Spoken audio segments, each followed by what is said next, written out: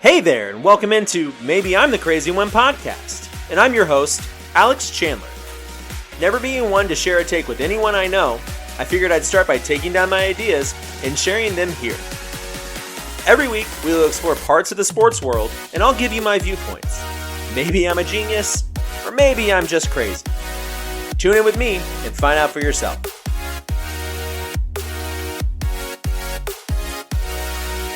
Welcome in, guys, to episode 12 of Maybe I'm the Crazy One podcast. I'm your host, Alex Chandler.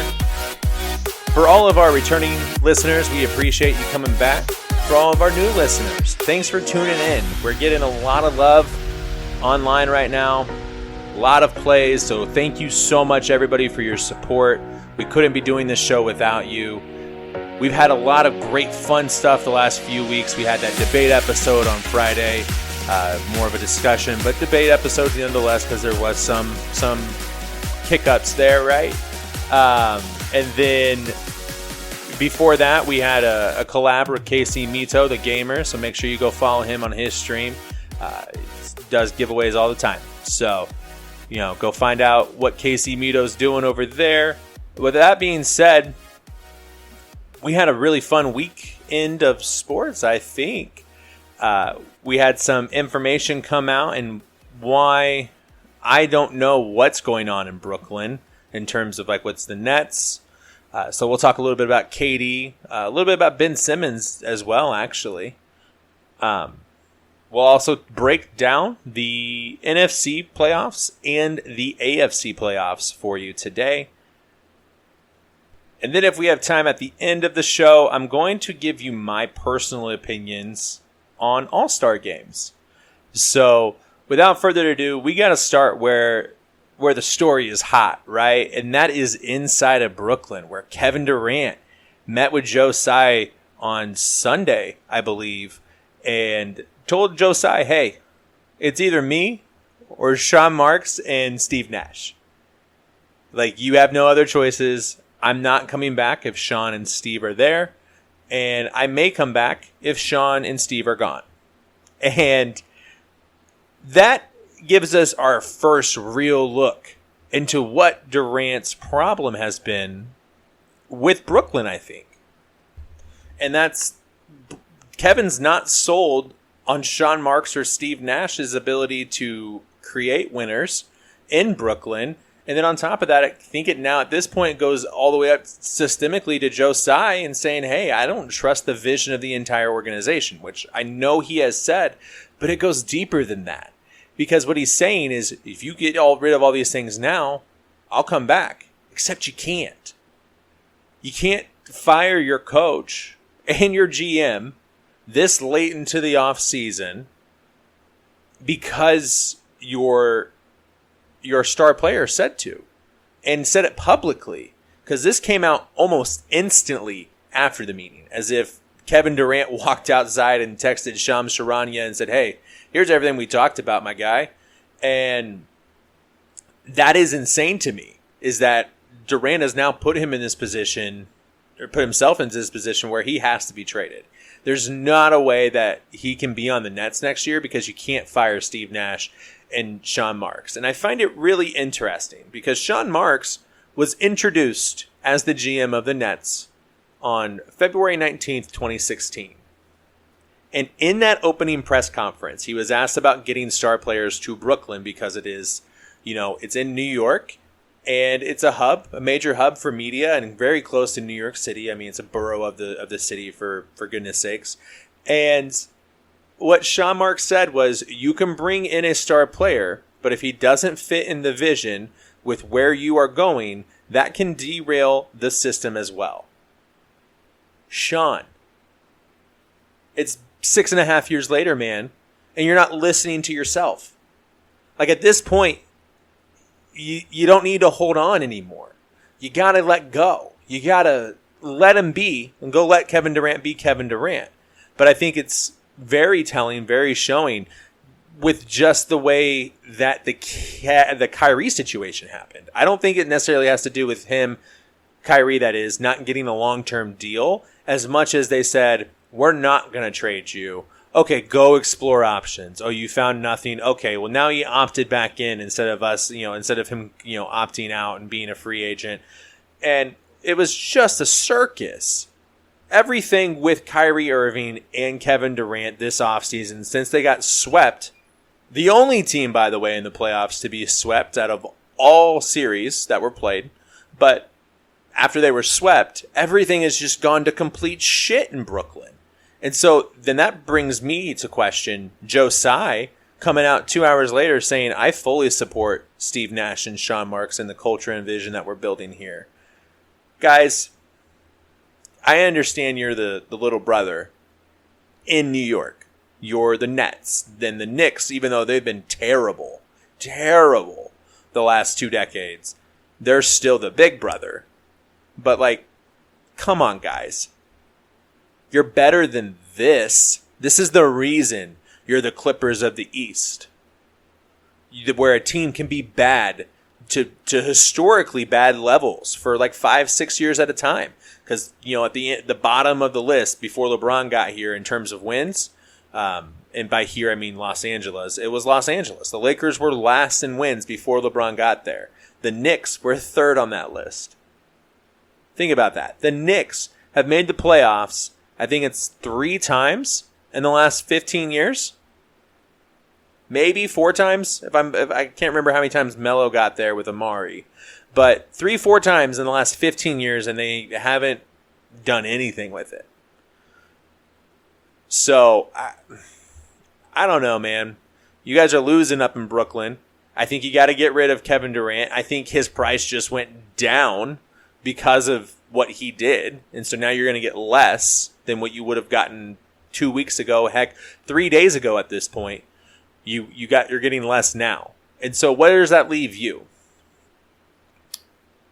I still think a KD, Kyrie for AD and Russ situation is really interesting, even if you're buying Russ out or doing it as a part of a 3-team trade. I think that'd be really interesting. But that's not the 3-team trade that's being floated out there right now to get Russ to New York.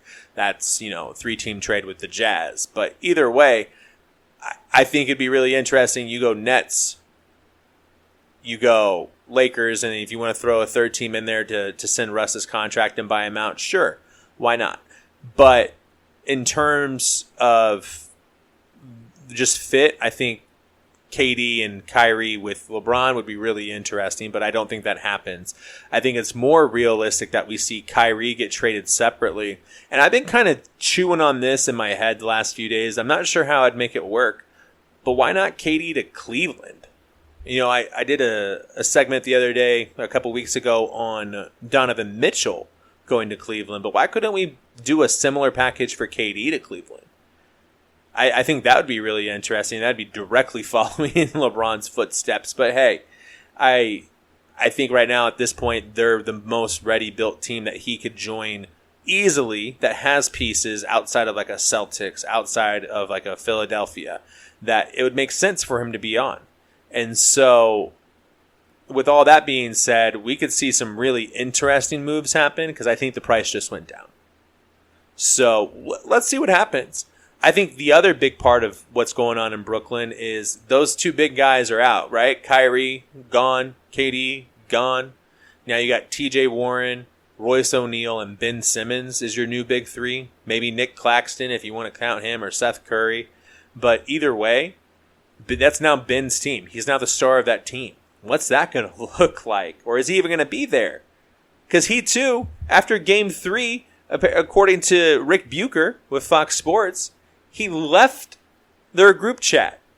They were asking him to come play in Game 4. They said, we need you. You're going to come join us?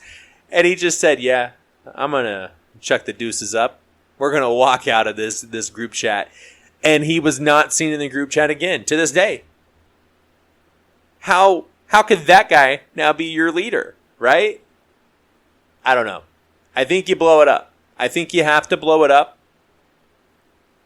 And I don't think it gets any better. But let me for a second defend Ben Simmons, right? While Ben Simmons, yes, did request a trade from Philly, and that was a stupid decision in its own entirety because he was running from problems he created. He didn't ask to get traded to Brooklyn. And if he was really dealing with a back problem and has mental health concerns, maybe asking him if he was ready to be there versus like trying to pressure him and position him to be in this spot where he feels like he has to be there. And if he's dealing with all the mental toll that he was quote unquote dealing with, then that's absolutely going to be something that is going to be triggering for him. If he already let down his teammates once or multiple times in Philly, however you want to look at it, showing up to a game 4 where they potentially would lose because he hasn't played all season and having any kind of ridicule or backfire on him because of that, I don't mind that one bit. So Ben, I never wanted you to play game 4, and I never thought you were going to play game 4 in true honesty. And so you leaving the group chat is just you protecting yourself if you're Ben. And I have no problem with that. I think too often we fall in love with these players that are all about the toughness, the grit, the mental fatigue doesn't bother me, but it bothers everybody. Jordan retired twice due to mental fatigue. It's well documented. Like the greatest player, arguably to a lot of people, retired twice due to mental fatigue. We can't give Ben Simmons a little bit of a reprieve because he left a group chat from a team that he never played for. I don't know. I think he can still be the leader. I think it's hard. I don't think he personally has what it takes to be a leader, but I don't think him leaving a group chat is going to stop him from being able to be the leader of that team. I think what would stop him is that team being a team. And I don't know right now if the collection of players they have, one, can be a team together, and two, want to be a team together. I think either way, whether they trade Kevin Durant now or in the middle of the season, Kevin Durant gives them 0 games. I think it's really hard to say that Kevin Durant's going to give any kind of value to Brooklyn if he plays. But then again, he's built different. He's over here arguing with people on Twitter about how like they like struggling. And he's like, you really like that shit? You really like having a fucked up car and no internet at work? You're just built different, man. And like to that effect, I think he's killing Twitter. I think there's no problem with him asking for a trade. When you're one of the top 7 players in the league, you can basically decide where you want to play when you want to play, in my opinion. What you're doing for the league and the value you provide to your team game in and game out, to be in that top echelon of players, you're going to be playing a lot either way. Like you're going to play as much as you possibly can 95% of the time. And so in a situation like that where he's going to be playing already, why are we busting his ass where he wants to play? I understand he made a commitment to that team. You shouldn't have signed a long-term deal. Guys, the way that the NBA money is structured, that was the only way he was going to get the max payout.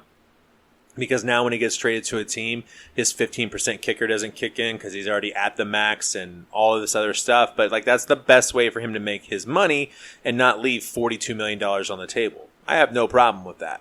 Additionally, when he signed his extension, they had James Harden, who was coming off of a hamstring injury, but still looked decent playing in the playoffs. And then he had Kyrie, who was supposed to be playing and then sat out half the season because of the vax stuff, then sat out, other games throughout, because of injury or whatever it may be. And so I have no problem with KD asking for the trade. I have no problem with Ben Simmons leaving his group chat. I think where you go from here shows a lot who you are as a person. And for KD, he's doubling down, tripling down, saying, hey, guys, look, I really hear you. I understand you want me to be back. I understand I signed this deal. At the end of the day, I don't think we work together. And I think we have to be realistic enough to understand that makes sense. We can't kill him for it. It's not that he's running from championships or, because he can't win a title there. I think he has true differences with what the Nets are doing in terms of building a culture. And I don't think their cultures fit. I think Sean Marks wants to have more of a San Antonio culture where there may be one star and a bunch of really good players around him, but not a huge thing. And I think KD wants to play with stars. And I think KD wants to specifically play with a guy like Kyrie, who he sees their game, they may not be a top 10, top 12 talent in the league, but he sees their game as top 10, top 12, their style, their attributes that they have. Because Kyrie, when he plays, has the best handle in the league, or one of the best handles in the league. He has a silky shot. He can drive to the rim. He's great. He suffers on defense, which is why he's never been a top 12 player. But ultimately, he's a great player. And so, of course, he would want to play with him. The problem is the off the court stuff just kills the Kyrie Irving image. And so, KI11's got some work to do in that department, but for everything that it is, I have no problem with this. And I think Kevin Durant gets traded sooner than later, and I don't think he plays a single minute for the Nets next year. And so that takes us through everything that I have in terms of NBA this week. There's been some couple other small things, not huge things that have gone on, some movement, some talks about some trades, a 3-team trade specifically to get, Russell to the Jazz, Russell Westbrook, that is, to the Jazz, to buy him out, and then Donovan elsewhere to the Knicks, I believe is where it was, and then the Jazz get picks back from the Knicks and the Lakers and send a couple role players out to the Lakers in return. I think that's fine. Ultimately, it's been a pretty slow time, like we've talked about in the past shows. The NBA is going to slow down right now, and the fact that Kevin Durant keeps giving us story after story to be able to talk about is excellent. And so we'll move on to the NFL stuff, and most of this is going to be about the playoffs, guys. And we'll break down some potential playoff games from the 8 divisions that we broke down the last few weeks. And so we'll go by this. The way we'll do it is we'll go one division for the wild card round, other division for the wild card round. Then we'll go for that same division, kind of like a snake draft. We'll go to the divisional round. Then we'll go to the divisional round for the other round, both championship games, ultimately your Super Bowl, and then how we see the Super Bowl champion and who we would crown as we sit today. There have been a couple big injuries like Mekhi Becton for the Jets. And when I say big, I mean big for their team, because obviously that does nothing for the playoffs. But there have been some interesting developments. Roquan Smith asked for a trade today from the Bears. And so if they honor that request and send him elsewhere, does he get sent to a contender? Does that change a contender from a 12-win team to a 13-win team? We'll see what happens. But as we sit right now, I will give you our playoff picks, round by round, game by game. Let's go. So what we'll do is we'll go ahead and start. Since we ended in the AFC, in terms of breaking down our divisions, we will start in the AFC. And that's what it means. We're going to start with the AFC wildcard round. And so with that, what we're looking at first is the 2-seeded Buffalo Bills hosting the 7-seeded Kansas City Chiefs. A rematch of the 42-36 overtime coin flip decision game from the divisional round of the playoffs last year. Boy, is this exciting. We got Stephon Diggs and Josh Allen in year 3 together. We have Gabriel up there. I think it's Taylor Gabriel. I think he's about to have an incredible year. Over the next month, we're going to do a fantasy football segment. And that's going to be one of the guys that we're going to talk about as a sleeper, just as a spoiler alert. But Taylor Gabriel is going to be great. I think their offense, even though they lost Brian Daboll, it will take a step back. Man, Josh Allen's going to take a step forward. And in terms of quarterbacks taking those step forwards, it might be his year. Last year, he went toe-to-toe with Mahomes, lost in a coin flip, won't lose in a coin flip this year. I think that this is Mahomes' first road playoff game of his career. It's only his second divisional round game of his career. I think it does not go the way that he would like it to, which for Chiefs fans who are upset about my 9 and 8 and 7 seed in the playoffs, I want you to recognize, I think this is going to lead to you guys being better next year. I think it's going to lead to Mahomes being better next year. But ultimately, I think it's too much for them to overcome. I have the Bills winning that game on 4 touchdowns, 3 throwing, 1 rushing by Josh Allen, and a 37-29 final. And the final itself is a lot closer than I think the game is actually played. I think the Chiefs end up coming back. But for most of the game, I think like at halftime, for example, it's probably somewhere like 24-10, 24-6. And then after that, the Chiefs come back. The defense plays a little bit more vanilla, takes some players out, protect them. Bills end up having to hold on to the game. I think that happens, but ultimately, Bills not under a bunch of pressure here, win the game rather handily. Which then leads to the Colts hosting the Las Vegas Raiders. And guys, Matt Ryan was traded for because it's perceived that Carson Wentz choked against Jacksonville. So instead, they went and got the best choke artist in the game, and he's going to choke this away, a la another game that the Colts were a part of, but they actually came back and won with Andrew Luck, and that was also with the Chiefs. I think it was 2015. Alex Smith, they were up huge and ended up losing the game, but I think that's kind of what happens here. I think that Matt Ryan jumps out to a big lead, 21-3, 21-6, kind of like I thought the Bills would. I just think that they slow down. I think when your offense is predicated on run game, it's very hard to take that further, right? And while I'm really high on the Colts, and I think they could have Super Bowl aspirations, they got the wrong matchup. And one thing that they're really struggling at is keeping their players in coverage healthy. And so I think that might be something that plays into this, having one of the best receivers, if not the best receiver, in Devontae Adams, a top 3 tight end, top 4 tight end at worst, and Darren Waller. They still technically have Josh Jacobs, even though I know there was a rumor out there that he's on the trade block. So ultimately, I think while it might start off slow for the Raiders, I think Josh McDaniels gets his first career playoff victory with the Las Vegas Raiders, and they win this game. Let's go ahead and call it 27-24. And so that leads us to the third game of the playoffs in the AFC wildcard round, and that looks like it's going to be the Bengals going to the Ravens. So this is interesting, right? Lamar Jackson, former MVP, has had playoff struggles, has, quote-unquote, not been able to throw the football, versus Joey Burrow and Jamar Chase, who not only have played together, and were successful last year in the NFL, they were wildly successful in college and have been teammates for the last, 3 of the last 4 years. And so, with that all being said, which team wins this? Well, I think it's the team that ends up having the better defense. And I think right now, while I said that Lamar, I'm going to take Lamar because he got me there in the past when he's been healthy, that division has been his. He's struggled in the playoffs.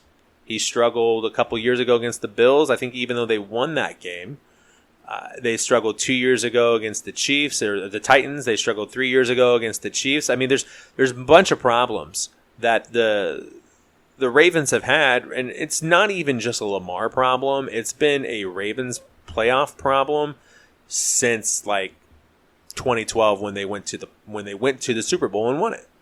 So, do they do that here? I'm going to give them one game. I think there is a step back for Joe Burrow and Jamar Chase. I think that T. Higgins takes a step forward for them. And I think Hayden Hurst is a nice addition. But ultimately, I think that Lamar shows that last year's win, or 2 years ago, one calendar year, but it was at the beginning of last year and a half ago, whatever it was, the 2021 playoffs, I think he showed that he can be a playoff winner, and he got that first win off of his back. So ultimately, I think that there is a close game played here, but they win it 19-17. And so for the AFC wildcard round, we have the Bills, we have the Raiders upsetting the Colts, and we have the Ravens, which means the Raiders would go on to play the Chargers, and the Bills would host the Ravens in the divisional round. Or divisional round, that is. So, again, Raiders at Chargers, Raiders at Chargers, or Ravens at Bills. And so that leads us to the NFC now. And we're going to talk about the NFC wildcard.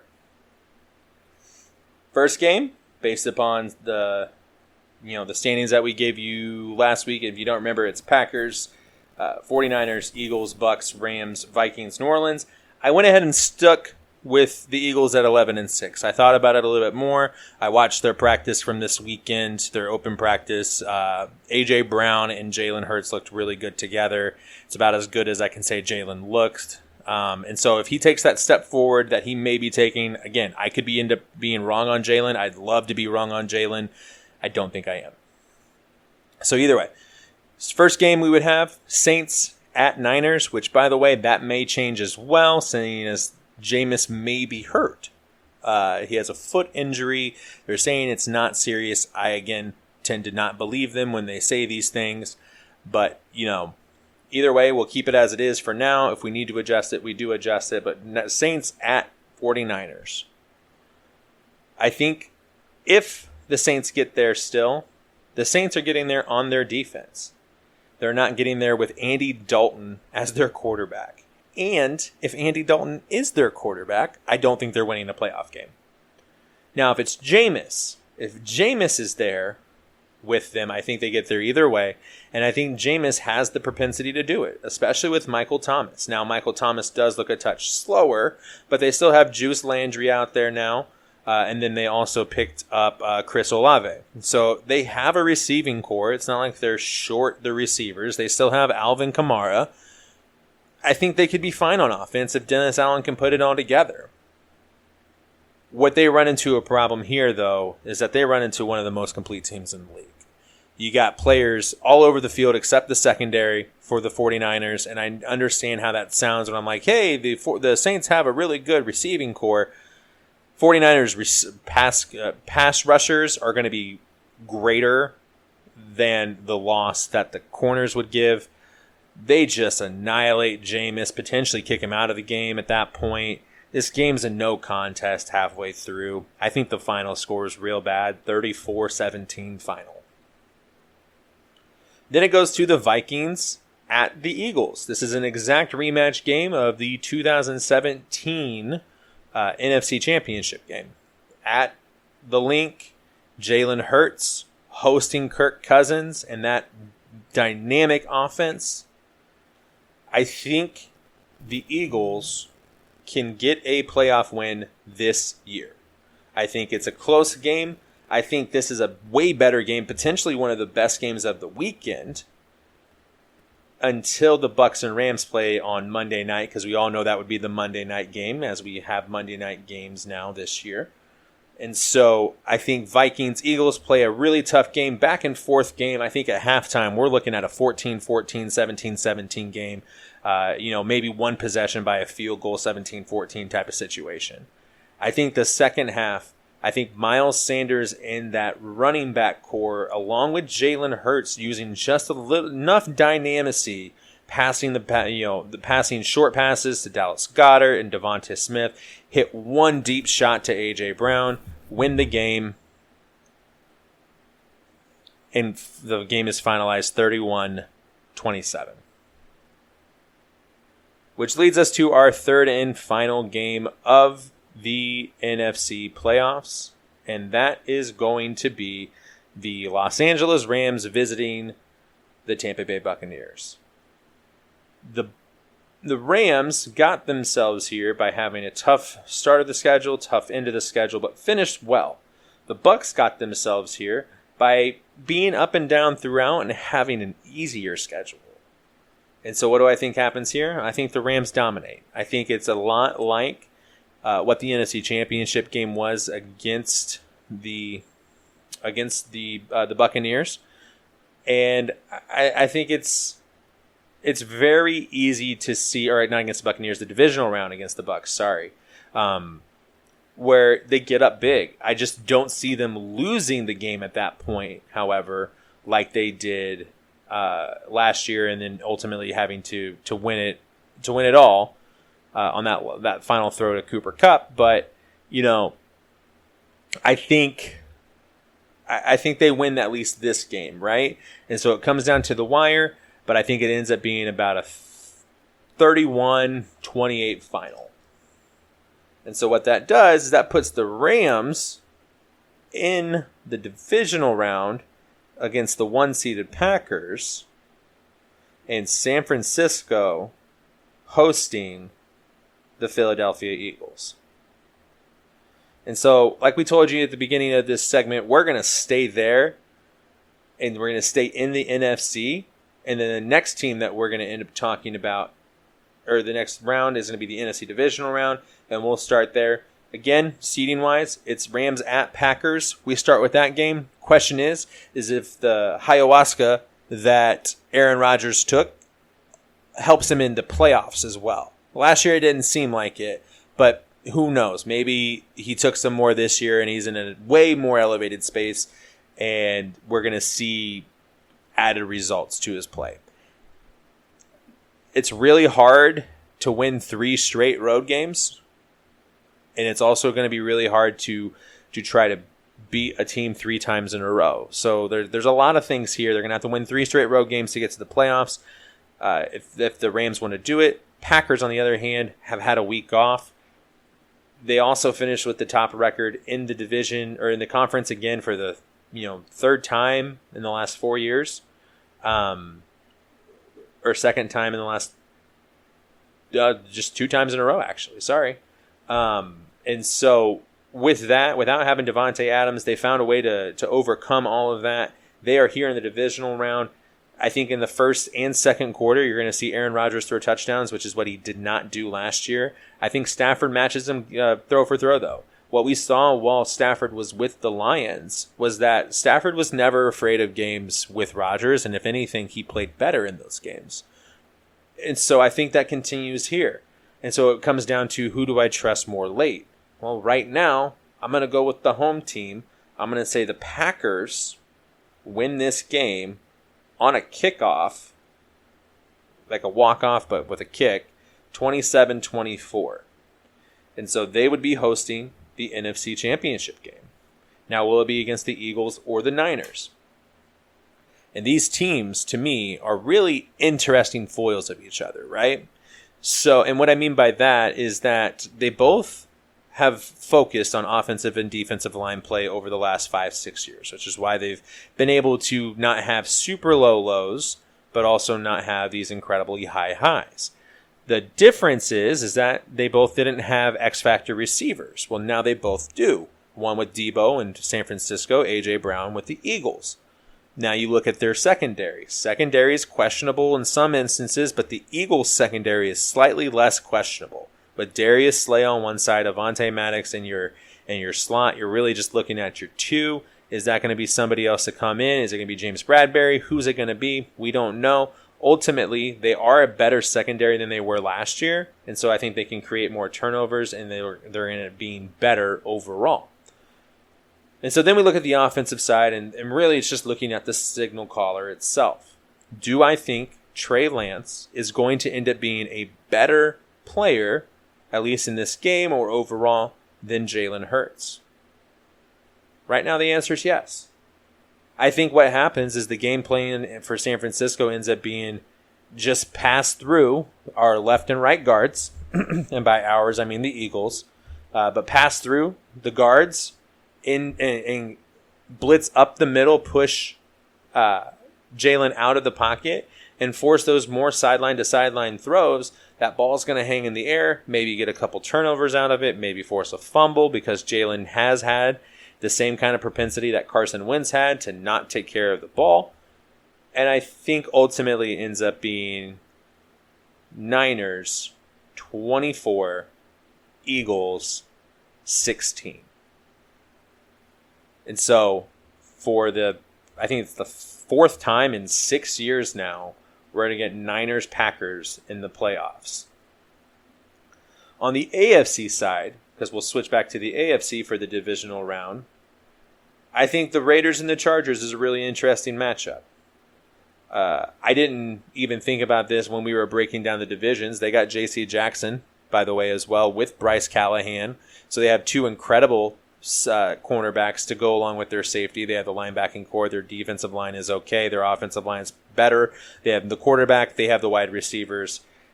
The Raiders have a lot of those same things. They're just basically the Chargers light. And so because of that, I think it's not the Raiders' year. They did get the win, which is a step up from where they were last year. I just ultimately think this Chargers team is just too much for them, as the Chargers win in Justin Herbert's playoff debut, 37-24. And so the Chargers also host the AFC Championship game. So both 1 seeds so far have made it on to the Final Four. And so now we go to the Bills hosting the Ravens. I don't know what it is. I don't know if it's Lamar coming in with 20 pounds more muscle this year. I don't know if it is Brian Daboll being lost. I don't know if it's, I just think there is a mental ceiling for Josh Allen. I think he has a bad game this game. I think the Ravens and John Harbaugh, with his experience, can do enough to force Josh Allen into bad situations. And I really want to say the Ravens win this game. But I can't, because Josh Allen is just so much better than who he was 2 years ago, who he was 3 years ago. And Lamar, while he's not the same player and he has gotten better as a passer, I cannot discount his ability to pass the ball. Josh Allen is Josh Allen. That team is that team. They have an incredible defense. They have a great wide receiver group, even if a lot of guys are quote-unquote unknown guys. I think a lot of them become known this year. Dawson Knox still there. I think they have enough to be able to get to the AFC Championship game for the second time in 3 years. I think they win that game 23-21. Just enough.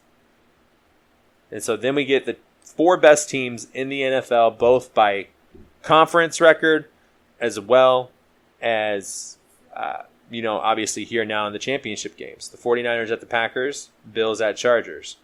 Who wins which?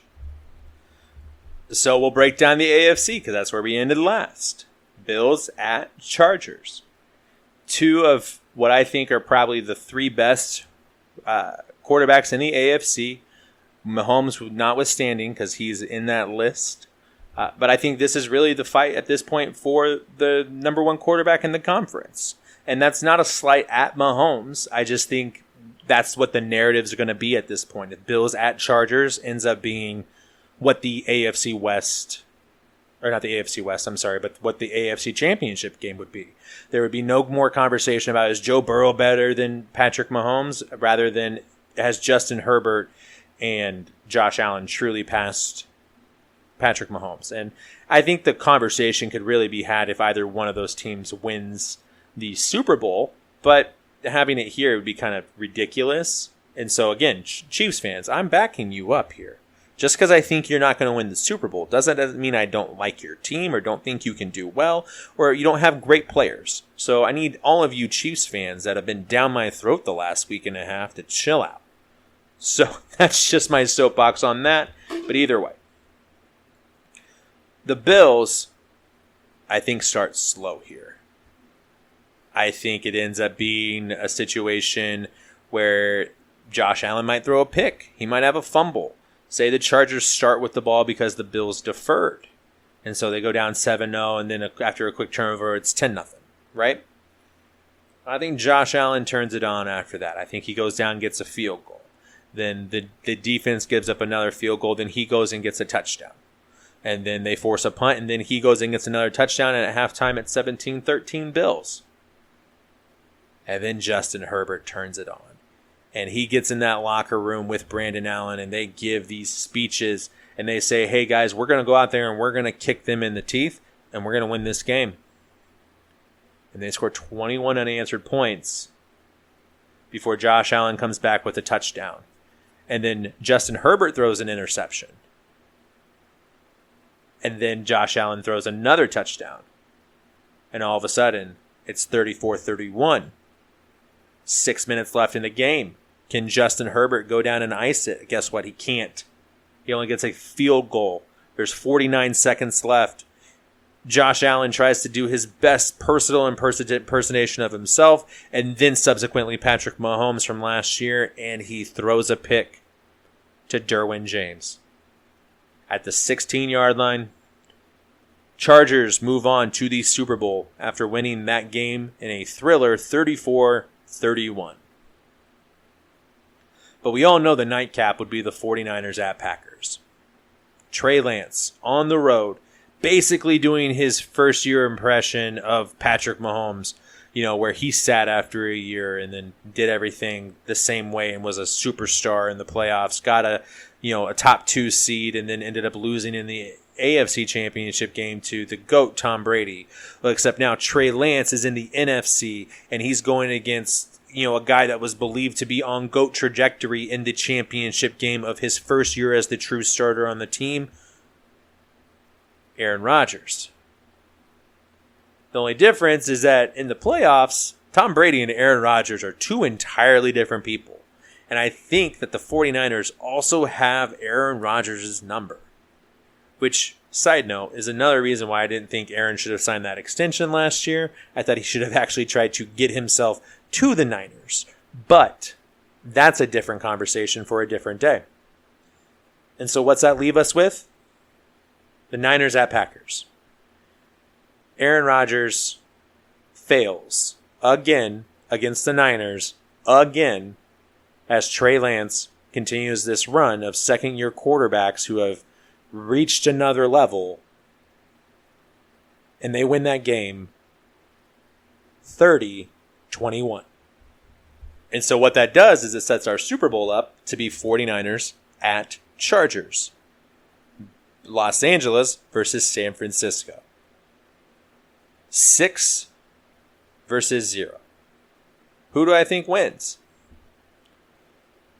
The house money here is going to be on the Niners. They've been there before. They have championship pedigree now, being to 3 NFC championship games in the last 4 years. I think it's like 4 and 6, honestly, if we look back too far enough.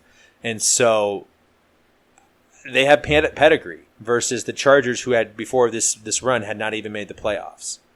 And so are they Joey Burrow of last year? Or are they Matt Stafford in terms of Justin Herbert, where Matt Stafford had been to the playoffs but never won a playoff game? All of a sudden, he wins 4 playoff games and becomes Super Bowl champion. I think this game is a dogfight. I think it's a drag-out, knockdown war. I think that a defensive player wins Super Bowl MVP because this player has 3 sacks and a forced fumble and a tipped ball that leads to an interception. I think this player is a linebacker or a defensive end, obviously. And I think the final score of this game is going to be 26-23. And I think the Chargers lift their first Lomardi of this century. I have the Chargers going all the way. As I said at the beginning of this segment, I don't think there is a more complete team than the Chargers. Now, I say that here and watch them go out and be 6-11 this year, and I look absolutely terrible, right? But that is what I see. I just don't see a weakness on that team. When your weakness is a B versus an A, I think you're still an excellent team. And I think they're one of the only teams that can truly say that their weakness is a B, and that's their defensive line. And it's really just the interior of their defensive line. But they still have great players that are, good players that are playing in those positions. And so I think the Chargers, it really truly is theirs to lose. And a hot take, if they don't have a good season, I think Justin Herbert's looking for a new team. While he's incredibly talented and gifted, I don't think the Chargers hold on to him. I think they look at the young talent coming out. They say, we're going to have to pay Justin anyway. And so we could potentially be looking at a trade. And so unless they see serious improvement and make the playoffs, then I think there's a chance that you could see some of that happen. Brandon Allen may lose his job. A lot of things could potentially happen. And so we just got to see what occurs. However, as of right now, going into this season, I believe at the end of it, the one team that will not end their year on a loss in the playoffs is the Los Angeles Chargers. So, SoFi gets its second Lombardi. Still, back-to-back champions, SoFi Stadium. However, it will be a different LA team eventually holding the crown. And so if you have any problems with that, if you have any of your own feelings, go ahead and leave a comment, leave a message, do something, interact with us here at the show. Let us know how you feel. We do post these on our socials, and so you should have the ability to just re-comment directly on the feed. We'd love to hear your feedback and your information, how you feel about what we think the playoffs are going to do. That is our playoffs. Like we said, Chargers over Niners, top 4 seeds in our bracket end up being the final 4 teams. But, I'd love to hear your thoughts and opinions. Maybe something you say sways me. Maybe I say something, maybe something I say sways you. So just let us know. So I did say at the beginning of the show, we would spend a couple minutes talking about all-star games and how I feel about them. Because I think, we just had the MLB All-Star Game last month. This week, as we record, the MLS All-Star Game is about to occur. We have the Pro Bowl that happens, in February, and then the All-Star Game also happens in February typically too, for the NBA. And just, it's a big part of our sports world, right? And I'm going to kind of give you my feelings on it. Spoiler alert, I think we do them wrong. And what really prompted all of this too, just so we are aware, is kind of what I mean by they're doing it all wrong. So MLS All-Star Game has been just, 22 guys for MLS that have done well in the season that are selected for an All-Star Game and play against, another competitive team. Before it was the European League, now it's the La Liga MX All-Stars. And I hate that because there's more to it. And so like this year, they were bringing back goalie wars where, there's 2 goalies 15 yards apart, 20 yards apart, trying to score goals against the other goalie. And so it's been gone for a while. They brought it back this year, and it's only going to be done during commercials that are live. And so if you want to see it, you have to be in person. And while the All-Star experience is there, the reason we started these All-Star games was to provide an accolade to players, but as also to be able to have all of the stars in the same spot. In a lot of our sports these days, guys, outside of probably baseball, because there's 25 stars that get selected to the team, like the collection of talent that we see is really interesting, but it's never a game that's truly played hard or with intent or purpose to truly win the game. And so why do we even play the game in the first place? Why can't All-Star Weekend or All-Star Week or whatever you want it to be just be about the collection of talent? Why can't we just have like a Super Bowl week where we talk to the players and get their insight about things that we wouldn't normally get through the regular season? Why can't we have just skills competitions, but like a shit ton of skills competitions? 5, 6, 7, 8 different kinds of competitions. Basically make it like a reward for these guys. Don't make it another game. Half the 22 guys that are going to play in MLS All-Star Game on Wednesday are then going to go out. They're going to play 45 minutes in that game and then rotate at halftime. And then they're going to have to go out and play an entire game this weekend. After playing an entire game this last weekend, creating schedule congestion for those individual players. Or you're going to create unnecessary rest that team then has to take for that player. And then that hurts the team overall in a competitive game. The NBA is the closest to getting it right because they utilize the All-Star game with some kind of defense. Like they still play the game, but it's definitely a lesser game. But then they added the Elam ending 2 years ago due to Kobe's tragic passing. And, they kept it for this last season. I think that's incredible for basketball. I think it works. I think there's so many things that you can do in basketball, and it's one of those sports that also looks good done at 75% speed versus 100% speed.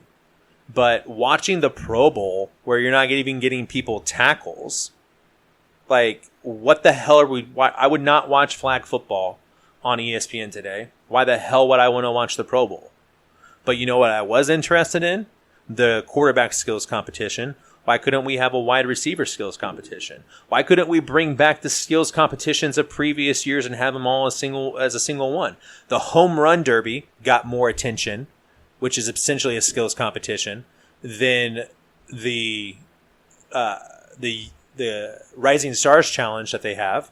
Hell, the slam dunk competition year after year usually gets more play than the Rising Stars or All-Star Game in the NBA. So stop having games, leagues. Stop having all-star games.